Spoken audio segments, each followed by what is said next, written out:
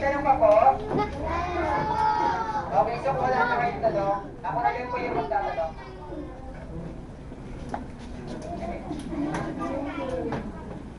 Yung pagkain ng patindi na din, binibigyan din namin siya ng fish. Third time, ganun din. So lahat ng mga animals dito, Christian, maliban come dun sa mga here. ibias, fish yung ginawa nila.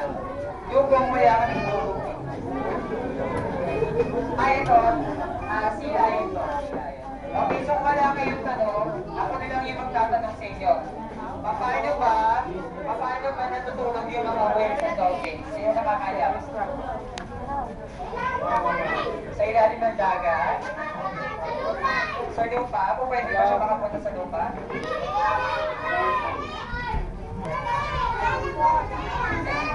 Sa kama? Okay, so ganito yan. Yung mga dolphins at yung mga whales, alam nyo ba, kapag natulog sa ganito sila matulog. Halimbawa, itong bahay na to, kapag sa tubig, sa tama yun. Sa itong, Kaya tingnan mo, ganun daw matulog yung mga whale, oh. Ano nangyayari? Lulubog ba to? Lulubog to.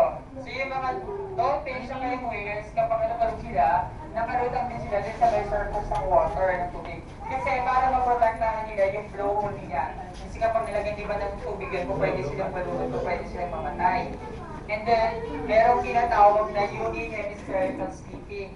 So yung ganung paraan, alam niyo ba, na yung kalahati ng brain nila, natutulog tapos yung kalahati naman yung gising. Pagkatapos nun, magpapalit naman yun. So yung